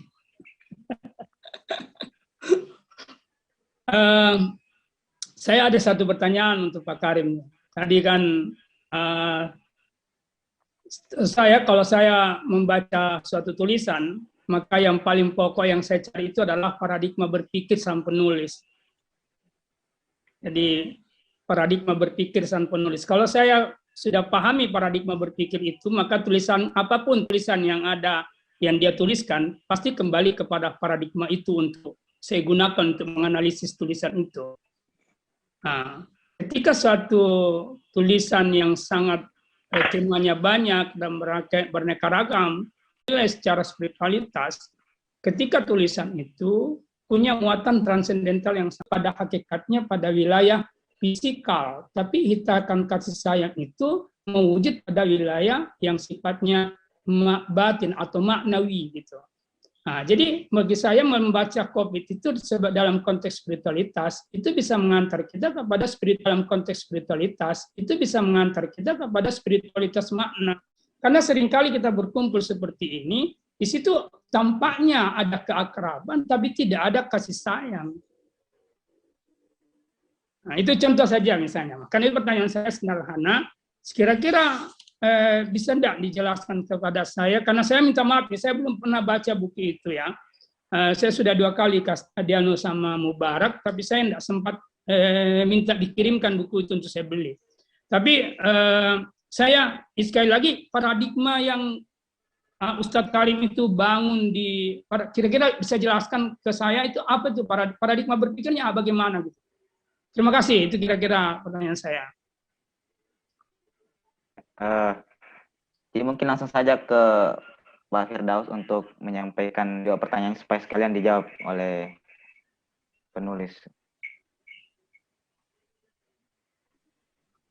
Ya, terima kasih banyak. Bismillahirrahmanirrahim. Assalamualaikum warahmatullahi wabarakatuh. Waalaikumsalam warahmatullahi wabarakatuh. Yang saya hormati Kak Tamsil Tahir. Inilah yang mencetak. Disinilah juga saya sebenarnya bertanya bagaimana menjaga nafasnya itu.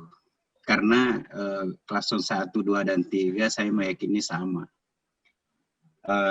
Di halaman 111 di buku klakson pertama ini memang judulnya klakson.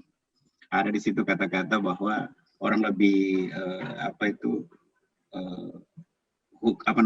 orang lebih memperhatikan klakson daripada hukum. Ada itu kata-kata terakhirnya seperti itu. Nah, pertanyaan saya sebenarnya bagaimana bisa menjaga nafas tulisannya dengan kualitas yang sama, reflektif. Itu kan kalau klakson itu seperti teori komunikasi, ada stimulus dan respon. Pasti kalau diklakson orang itu minimal tak bangka dulu, kaget, tak selet tuh. Nah, setelah itu orang bisa minimal tahu, setelah itu bisa kaget, bisa juga mundur, minggir. Bisa juga ada yang marah gitu. Ketika diklakson itu orang minggir tapi jengkel gitu. Itu misalnya karena memang ini tulisan reflektif. Nah, jadi pertanyaan saya itu bagaimana menjaga nafasnya. Tadi ada bahasa spiritual segala macam. Karena saya juga ada pengalaman sedikit banyaknya. Saya juga oleh Pak Tamsil diberi ruang di Tribun 2014. Ya, sampai sekarang, alhamdulillah juga. Saya dikasih kolom hari Jumat. Itu Pak Tamsil dulu juga perspektif, lalu kemudian itu tidak cocok perspektif itu, karena nulis toko bukan perspektif itu ya betul, karena memang kolomnya perspektif masuk di situ, tapi sebenarnya isinya bukan perspektif. Akhirnya digantilah menjadi literasi ulama. Nah, ini juga menulis literasi ulama itu kan hanya mengumpulkan data-data, tapi juga ternyata tidak gampang, karena ini bukan mencari ide, jadi hanya kemampuan menelusuri mencari data. Nah, kalau Karim ini, Ustaz Karim ini bisa menjaga napas 10 tahun itu mungkin suka dukanya. Kita mau tahu bagaimana suka dukanya ketika tulisan ini tidak bisa selesai, sementara sudah deadline, harus dikirim. Seperti misalnya Pak Alwi Rahman pernah mengatakan, tulisan saya itu belum selesai, tapi karena sudah ditagih sama redaktur, ya harus saya serahkan saja. Nah, ini kan mungkin ada tulisan yang sangat disukai, benar-benar menjadi momentum. Ada juga tulisan mungkin hanya sekedar gugur kewajiban, karena ini sudah menjadi kolom yang tidak boleh kosong. Terima kasih, selamat Bung Karim untuk buku 1, 2, dan 3. Masa berkarya sudah 10 tahun, saya kira itu sudah cukup dahsyat dengan menjaga ritme yang luar biasa. Terima kasih. Assalamualaikum warahmatullahi wabarakatuh. Waalaikumsalam warahmatullahi wabarakatuh. Ya, jadi saya langsung saja serahkan ke Kak Karim mungkin memberikan komentarnya terkait beberapa tanggapan yang diberikan tadi. Ya, baik, terima kasih Bapak yang saya hormati, yang siapa saya lupa nama tadi, Bapak yang bertanya pertama, paradigma berpikir. Saya temannya yang mulia itu, temannya yang mulia. Paradigma berpikir saya selalu memandang. Kak Mujahid namanya, Kak Mujahid. Ya. Cara berpikir saya itu sederhana, Pak Mujahid. Humanisme. Disitulah ditolaknya sebenarnya. Jadi saya beranggapan bahwa manusia kita ini mesti menjunjung nilai-nilai kemanusiaan itu. Makanya dalam setiap tema judul tulisan saya itu refleksinya tentang humanisme sebenarnya. Di mana nilai-nilai humanisme itu dalam perilaku hari-hari? Anggaplah misalnya COVID ini. Pernah menulis melalui saya tangkap sebuah makna tentang rumah. Jadi saya kasih judulnya tulis rumah. Saya mengajak pembaca, mengajak publik untuk memahami apa makna dan esensi rumah bagi manusia. Rumah bukan hanya sebagai tempat berlindung dari cahaya matahari dan dingin malam, tapi rumah itu punya nilai menurut saya. Dia punya nilai-nilai kemanusiaan di situ, dan dia punya nilai-nilai kebudayaan di situ. Oleh karena itu, saya memahami rumah bukan hanya sebagai karya arsitektur, tapi dia adalah karya kebudayaan. Nah, melalui momentum COVID, terutama orang-orang kota, saya menulis judulnya tentang rumah itu tadi. Dengan COVID, kita dipaksa untuk belajar tentang apa makna rumah bagi kita. Selama ini saya bilang, sebelum COVID, rumah ini ibaratnya seperti museum buat kita. Hanya sekali-kali dikunjungi. Pada saat kita, karena waktu kita banyak terbuang di luar, cari uang. Nilai-nilai frekuensi pertemuan kita dan anak-anak istri di rumah itu sudah jarang. Nah, rumah ini seperti kemah selama ini bagi kita. Seperti museum pula bagi kita. Karena museum itu dikunjungi sekali-kali saja. Dan saya bisa membayangkan bagaimana rumah menjadi sebuah kekayaan yang tidak pernah kita pikirkan. Apa maknanya ini rumah ini? Apa substansinya ini rumah? Makanya di tulisan itu saya bilang, siapa yang tidak mengenal rumahnya, dia tidak akan mengenal dirinya. Karena rumah adalah representasi dari diri kita, cermin. Gitu. Saya juga pernah menulis tentang toilet kotor. Macam-macam. Nah, ini yang tidak pernah sama dengan kantor. Ketika saya pernah menulis tentang kantor, saya bilang, kantor di abad modern ini adalah penjara yang terhormat. Kita merasa terhormat ketika berkantor. Maaf. Tetapi sesungguhnya esensinya kita terpenjara.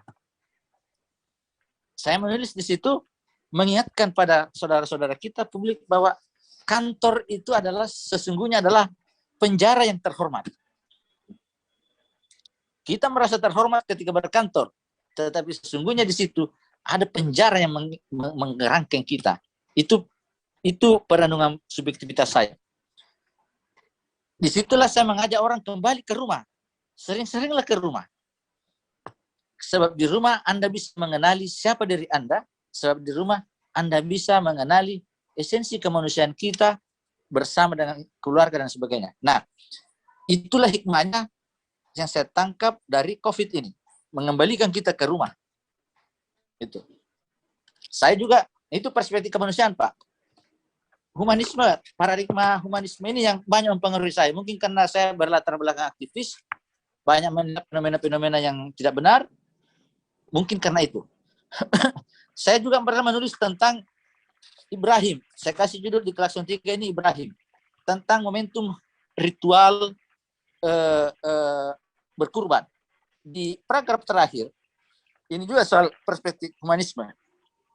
Di paragraf terakhir saya bilang, apa sebenarnya arti ritual penyembahan dalam berkurban itu tidak jelas lagi maknanya. Karena itu, kita mesti periksa diri. Benarkah dalam ritual berdarah itu pengorbanan terbesar benar-benar datang dari kita yang mengejar pahala? Atau jangan-jangan yang pengorbanan itu sebenarnya justru datang dari mereka, sapi-sapi itu, yang harus mati dengan darah demi kita meraih pahala. Saya mau mengatakan bahwa jangan perlakukan sapi seenaknya, jangan mengenali sapi, nanti pada mau Idul Adha begini. Tapi kenalilah sapi itu sebagai sebuah proses, sebagai sebuah ciptaan yang kira-kira sama dengan kita, diberi nyawa. Jangan-jangan dalam peristiwa kurban itu, karena kita ini kan manusia gitu. Kita ini manusia biasa, orientasi kita ini adalah pahala. Pernah juga saya tulis tentang ini, judulnya tentang pendidikan dosa. Kita dididik, mulai dari kecil sampai besar, dididik tentang pahala. Tidak pernah kita dididik tentang dosa. Kenapa? Efeknya apa? Kontrol kita tidak ada.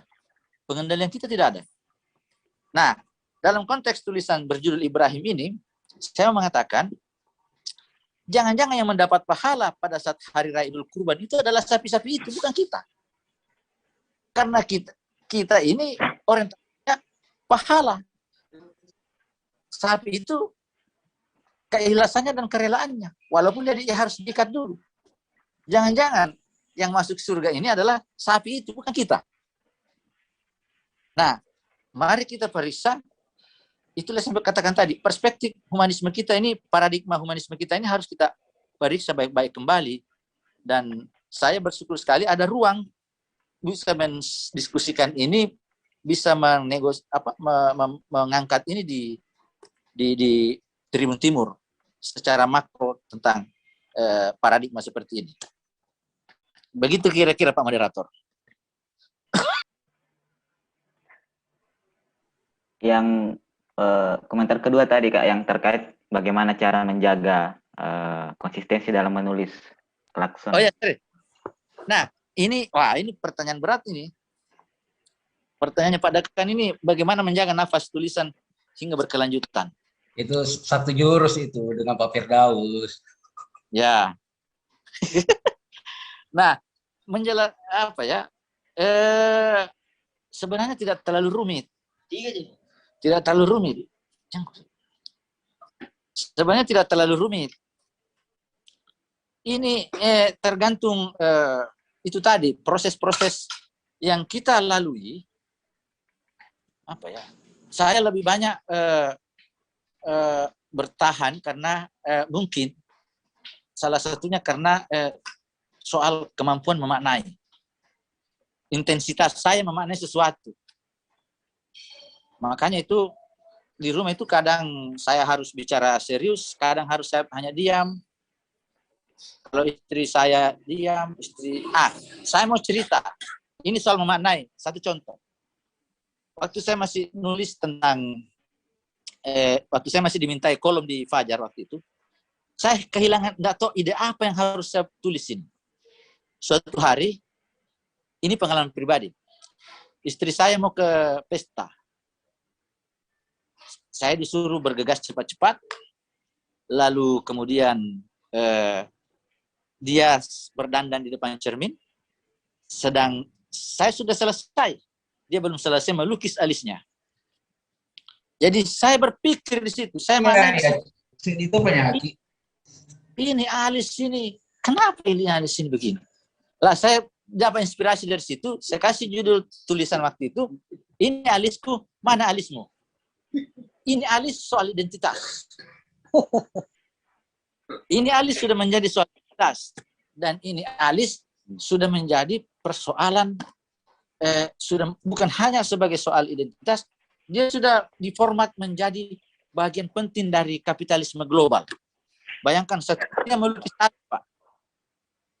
Jadi saya tanya istri saya, itu dia bilang, kenapa lama sekali menulis alis? Dia bilang, teman saya lebih lama lagi. Anaknya marah-marah, kalau mau diantar sekolah, selalu terlambat anaknya pergi sekolah itu gara-gara ibunya itu lama melukis alis dulu baru pergi sekolah, baru diantar anaknya.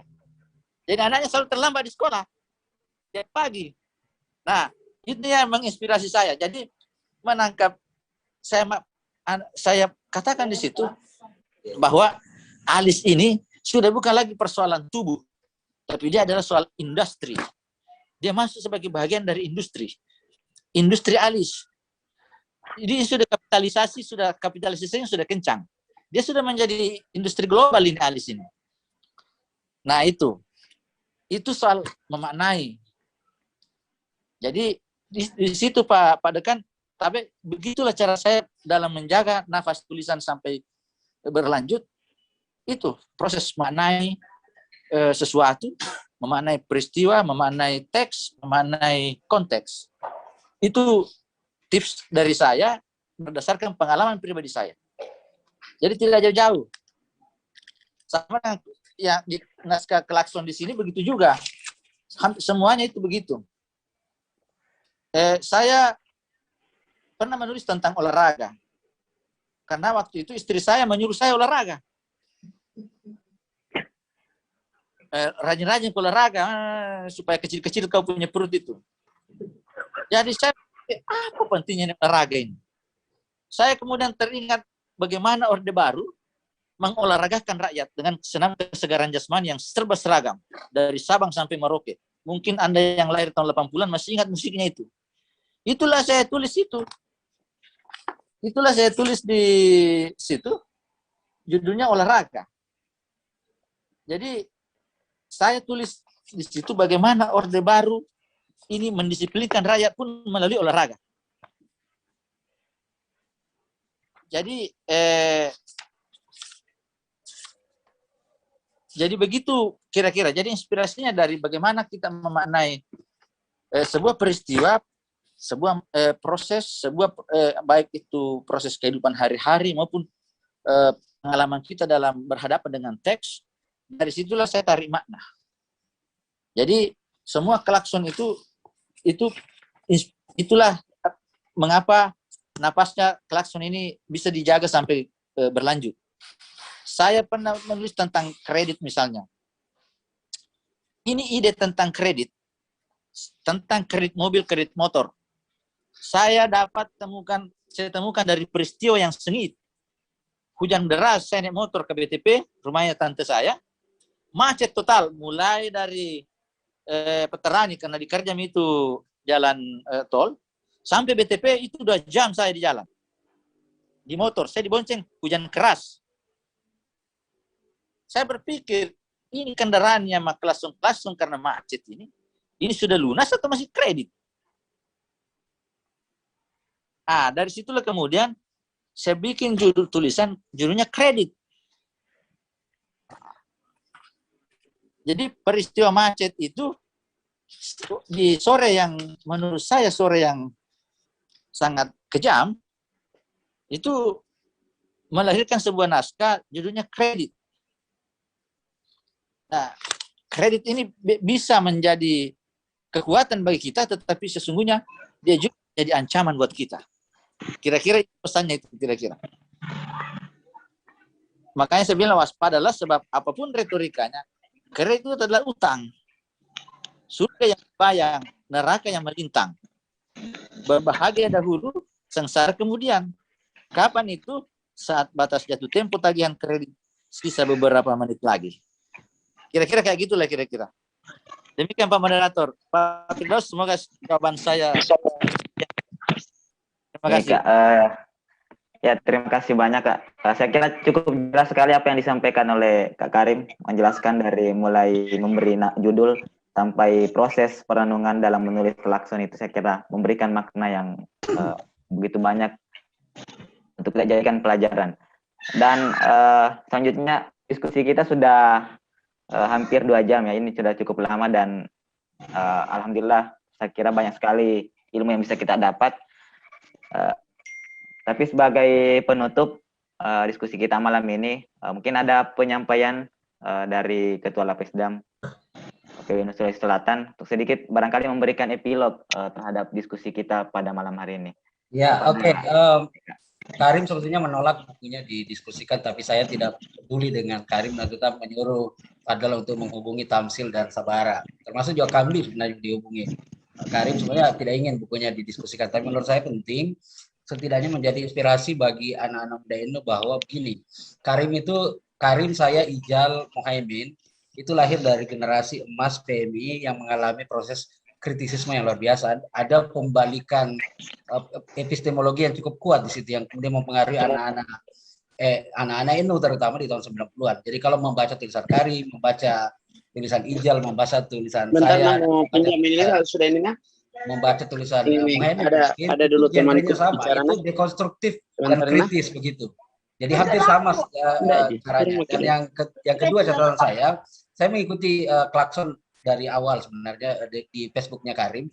Memang Karim mengalami proses evolusi menulis begitu. Dan di awal itu dia berbicara melalui tulisan, belakang itu tulisan yang berbicara begitu. Seperti yang dijelaskan oleh Tamsil tadi. Jadi di awal memang dia banyak sekali menggunakan oral, yang kemudian oral itu terlihat menjadi tulisan, dan belakangan dia mulai menulis dan tulisannya lah kemudian yang berbicara kepada kita sehingga lebih mudah dimaknai.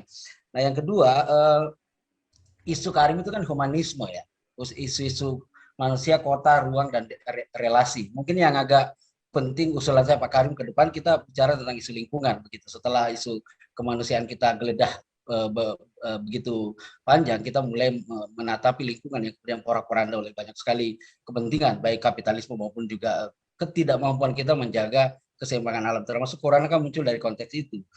Nah, yang terakhir menurut saya yang membedakan, misalnya kalau saya membincang generasi saya, Karim, saya, Ijal, ya, sebut saja 3 orang ini, yang membedakan adalah Karim itu memiliki ruang kebebasan yang lebih bebas daripada saya, gitu. Sehingga nada kritisnya lebih nyaring ketimbang orang-orang seperti saya yang di dalam struktur ini. Jadi sebetulnya kalau kebebasan kami terkerangkeng, Karim itu lebih bebas menarik kemana-mana, terserah dia, begitu. Nah itu kekuatannya, ya, sehingga kemudian Karim bisa menjelaskan sesuatu tanpa terpenjara, ya bahasanya Karim tentang perkantoran itu saya setuju dengan itu, dia tidak dipenjara oleh siapapun. Nah kalau mau teman-teman bicara siapa inspirasinya Karim, pasti inspirasi kita bersama Gus Dur, tapi yakin dan percaya tulisan Karim itu merefleksi cara-cara Iwan Fals melihat kenyataan, karena ketika melihat tulisan Karim itu saya kok mendengar lagu Iwan Fals banyak sekali dalam tulisan-tulisan Karim. Saya tidak tahu apakah dugaan saya benar atau tidak, tapi saya merasa kita kan memang sering terbiasa menikmati lagu yang Fals tahun 90-an sebagai spirit untuk demo dan sebagainya. Dan saya merasa roh Iwan Fals itu masuk ke dalam tulisan Karim, terutama dalam tema-tema kota. Mengeksplorasi kota, menggeledahi kota dari semua sudut, itu nyaris selesai digeledah oleh Karim gitu. Nah, keinginan saya ketika mensponsori bukunya Karim ke ruang Lapas Dam adalah Lapas Dam kan sekarang ingin membuat generasi muda ini untuk tulis ya, dan dia harus punya patron. Kalau ingin membuat kolumnis, kita punya patron di NU namanya Karim. Ingin membuat esai populer, ilmiah populer, kita punya Ijal. Mau menulis sastra, ya saya lah ya kalau misalnya. Karena enggak ada kan dia ini kan enggak ada yang selain saya di sastra. Maksud saya begitu, ada genre yang anak-anak muda sekarang ke NU terutama, Anda punya patron yang bisa Anda tiru dan sempat belajar. Kira-kira konteksnya seperti itu, sehingga saya tidak peduli ketika Karim menyatakan receh-receh di buku. Saya bilang tidak mungkin Tribun mempertaruhkan dignity-nya kalau hanya untuk melahirkan tulisan receh-receh. Pasti ada sesuatu balik itu.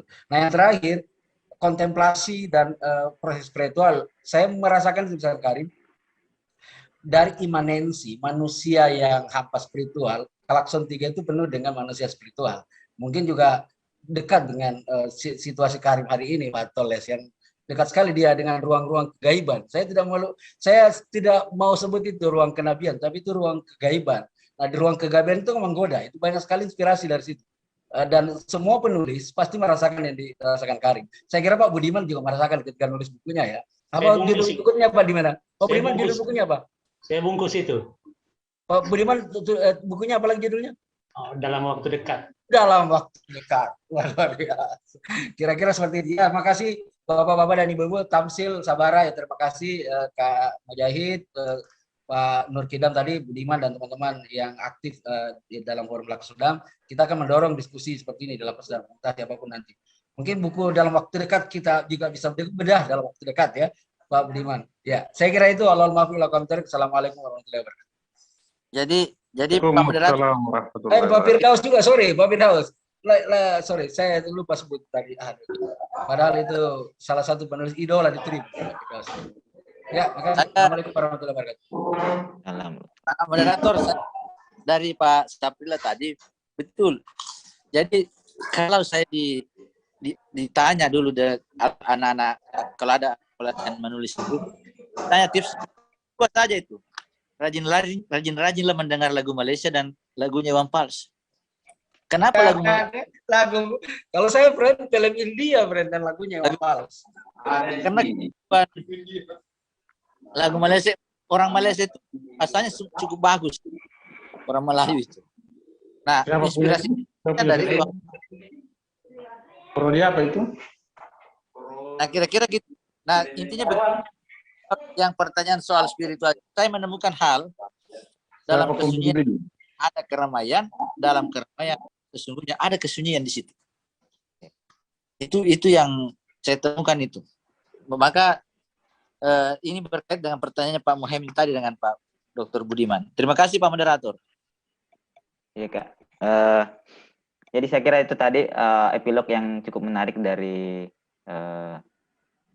Ketua Lapas Dam Kak Saprila dan juga Kak Karim memberikan tambahan. Selanjutnya saya mengucapkan terima kasih kepada para senior, para guru-guru saya yang sempat hadir bergabung di Zoom malam ini. Mungkin selanjutnya kita akan terus melakukan diskusi-diskusi seperti ini. Tadi saya lihat ada info di kolom chat dari Kak Fadlan, minggu depan itu katanya kita akan mendiskusikan buku Kiai Saleh 2 ya, yang ditulis oleh Ketua Lapisdam PN Sulawesi. Sedap itu. Pasti keren. Ya, jadi saya kira diskusi foto bareng dulu kita ini Fadlan, ngatur kita ini Fadlan. Dia juga yang mengatur rektor. Kita foto bareng dulu ya, Pak Moderator. Untuk mohon dinyalakan kamera. Mohon dinyalakan kameranya para audiens supaya kita bisa foto bareng. Untuk slide pertama ya kita mulai 1, 2, 3. Untuk slide kedua 1, 2, 3. Ya, terima kasih banyak atas partisipasinya semua. Ya, makasih banyak. Assalamualaikum. Wah, hebat Bung. Mantap Bung. Lanjut Bung. Saya Senior Saprilla sudah mengundang. Terima kasih banyak. Sudah Budiman ya, sudah terlambat tadi masuk. Mantap. Oke. Kalau Toles bilang Dinda dan Kadek Tabale. Ya, thank you Senior Saprilla. Salamnya Dinda Buset. Iya. Thank you. Lanjut Bung. Ini satu janji saya sama ini Bung Karim ini mau go online, betul. Ini masih di koran terus. Ada yang bilang jaga saja di koran saja biar orang masih laku korannya Tribun. Saya bilang jangan, itu sama dengan membunuh Karim, itu kita melawan perubahan. Jadi mungkin janjinya semoga setelah ini minta mulai diaktifkan di sana karena dikirimnya terus sama teman-teman koran. Nah ini mungkin semoga janji saya ini bisa dibantu ingatkan. Saya pernah janji kemarin, saya bilang kasih go online juga, masuk di kolom di online biar bisa lebih dibaca. Saran saya juga mungkin bisa sekali-sekali dinarasikan dalam bentuk video Bung Karim. Jadi tidak dalam narasi ini karena generasi ke depan ini jarang membaca lagi. Mungkin dia bisa mau dengar video atau apa gitu ya. Anak kreatif dicarikan gambar-gambar piling kartun yang lebih baik biar bisa ke depan. Karena kalau tulisan saya yakin walaupun tulisannya pendek 300 karakter, tapi saya lihat kecenderungan tengah mati nih Bung kalau menulis terus karena semakin orang semakin jarang membaca, dia senang cari penyair yang bisa membacakan klakson ini Bung. Ya coba jadi bisa atau kita saja yang bacakan sebenarnya lebih bagus. Baca Bung. Iya, kita lebih bagus anunya. Saya juga mau bilang satu, saya lupa tadi mau sampaikan. Ini andaikan ini forumnya Karim ya, kita bilang forumnya Karim ya, bukan forumnya Klakson. Andaikan dia 10 tahun lalu itu terus terang saya buka aja, enggak apa-apa Bung Karim ya. Dia datang ke kantor, Pancadi kan oleh wartawan, Bung Nasir. Dia mau jadi wartawan, itu 12 tahun lalu. Saya bilang, saat itu usianya sudah tidak memungkinkan untuk jadi reporter, tidak ada tempat. Saya tidak menjawab iya, kemudian dia datang menawarkan adiknya, tapi setelah itu saya banyak mendapat kader-kader wartawan dari dia, itu yang saya. Andaikan dia jadi wartawan saat itu, dia tidak seperti saat ini gitu. Saya mau bilang, saya bisa memastikan. Andaikan kita terima saat itu jadi dia wartawan, jadi kontributor kah, jadi penulis, Klakson 3 mungkin tidak ada gitu. Karena dia akan sibuk dengan permenungan fakta ya, berbeda dengan dia. Sementara idealisme itu kan ada dalam kesunyian ya. Dia tidak ada dikepikukan, tapi dia itu. Itu mungkin Bu ya, janji saya. Sorry, kok jadi bicara lagi kita ini. Thank you, Assalamualaikum. Lanjut, mau makan malam dulu. Thank you, Senior. Ya, thank you. Thank you semuanya. Waalaikumsalam.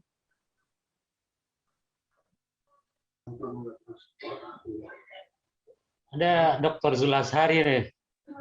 Dia Halo. Dia akan Assalamualaikum. Kalau Dr. Zul ini, kalau Dr. Zul dia kan membedah tulisannya belum jadi. Oh gitu ya.